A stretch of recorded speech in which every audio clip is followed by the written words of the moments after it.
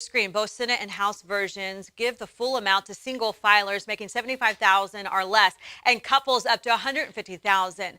But in the Senate version, you'll get nothing if you make more than $80,000 as a single filer or $160,000 as a couple. The House threshold cut off at $100,000 for single filers and $200,000 for couples. But the big question we all want to know is how long will it take to get. We have a ton of news about the fourth stimulus check, Social Security benefits, SI, SSDI, and even stimulus payments. A ton of news that I want you guys to know because a lot of things are going on, a lot of things are happening in Congress, and a lot of things are about to happen for you. So you won't even believe what's going to happen right now. Legislation has been passed, and the benefits for millions of people are actually changing. So many of the low-income people across the U.S. will actually be no longer eligible to receive an extra $100. That big $100 a monthly stimulus check is not coming to town now, but instead a $2,000 stimulus check could actually be coming if President Biden does something. If President Biden does something right now for the people. Now, emergency allotments were authorized to help address temporary food needs during the crisis, and state SNAP agencies can issue emergency allotments and payments on a month-to-month basis to all the SNAP households that normally receive around the maximum benefit for their size, while those already receiving the maximum benefit can receive an additional $95. So every year, the SNAP is adjusted for inflation through a cost of living adjustment. The SNAP benefits are boosted by 12.5% for this year. The COLA kicked in on October 1st, 2022, and it's now going to run through the end of this year around September 2023. And because of the recent COLA benefits increasing $104 each month for the average family of four, well, January's payment should be the same as the previous months. It just depends on your state's SNAP schedule. But some people in certain states may not end up receiving the extra emergency allotments any longer. But it's that Texas families who have been getting extra money to buy foods during this time will soon see a dramatic cut to the benefits. In March, all SNAP recipients, roughly 3.6 million Texans, will see a reduction of at least $95 a month. And other families seeing a cut of more than $400 a month. Yeah, so a lot of money is actually going down the drain.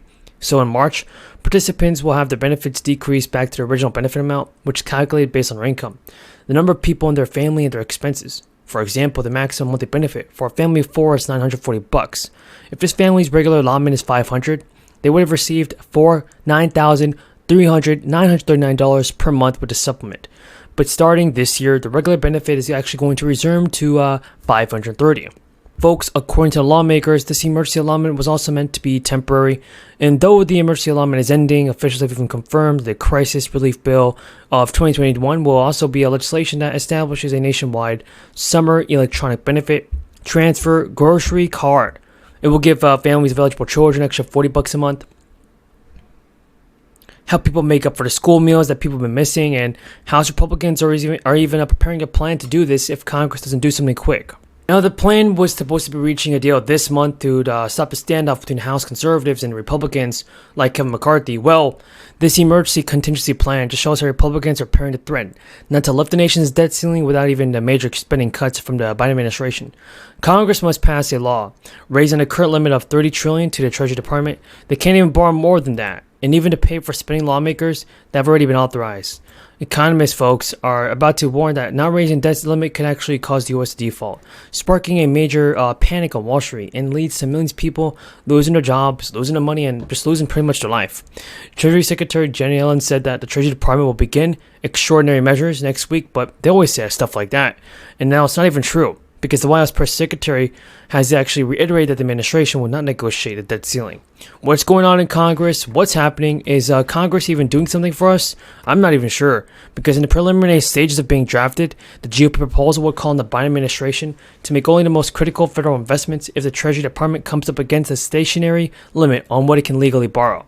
A lot of things are going on, folks, but I just hope that President Biden can do something more for the people, help out the people in need, and actually get something done this time. Well, Mr. Prime Minister, it's great to see you again. We've been in many meetings together, but it's good to have you here in the Oval Office. And you're welcome despite the World Cup match. Yeah, sorry. And in spite of that, you're one of our strongest allies and personal friends, and you've been a great personal ally as well. Together, we're stepping up our protection for democratic values across the world, and we're, including standing strong with Ukraine. You've been very stalwart, and we look to you as well to make sure we have a coherent European response, all Europe, response to Ukraine. Russia is just continuing to act in ways that are almost unbelievable. The brutality was just there. Together, we're promoting human rights and the rule of law, and we're going to be co-hosting the next summit, the Summit of Democracies in March, which we'll be together again. And there's a lot that we have to work on together. Together, we're working on how to keep a free and open Indo-Pacific, and quite frankly, meet the challenges of China. Simply put, our countries have been so far just lockstep in what we've done and our vision for the future. So today, I look forward to discussing how we can further deepen our relationship and securing our supply chains to strengthen our transatlantic partnership. And thank you again, Mr. Minister. We've had a great relationship with all our countries and personally, and I look forward to discussing a lot more in detail. Thank you so much, and also thank you for hosting me. It's the first time in my 5 visits that the fireplace is on. Awesome news, everybody. More and more state governments have proposed new stimulus relief. Also, new changes have been made, and so now Social Security, SSI, and SSDI beneficiaries are eligible for received boosted relief benefits. And now here's an update on the latest stimulus proposals. California state lawmakers approved a $300 billion budget this week, but several key sticking points remain between California Governor Gavin Newsom and the lawmakers, which could drag out negotiations on a final spending plan. Under the California law, the governor must sign the spending plan by June 30th, in time for the state's new fiscal year to begin on July 1st. Often many budget details are worked out and approved in the weeks following those constitutional deadlines, which are referred to as budget trailer bills. That appears to be the case once again this year, as top lawmakers and Governor Newsom continue to negotiate over exactly how to spend a historic $98 billion surplus. The budget approved by the legislature early this week includes a record amount of money for public schools and higher education, as well as a total of $40 billion for budgetary reserves. That is nearly the amount in savings before the crisis in 2019. It also includes the $40 billion for infrastructure, projects, and funding to make Medi-Cal available for every low-income resident. Despite the budget's large size, there are still many lawmakers and the governor to work out. Republican Assembly member Vince Fong said the approved budget fails to address critical crises facing their state.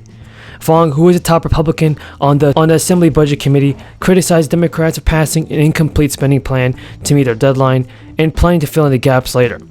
Other resolved issues include rebates to address skyrocketing gas prices and inflation, as well as reimbursement rate increases for state-sponsored childcare, providers, and disability insurance. Another sticking point between top lawmakers and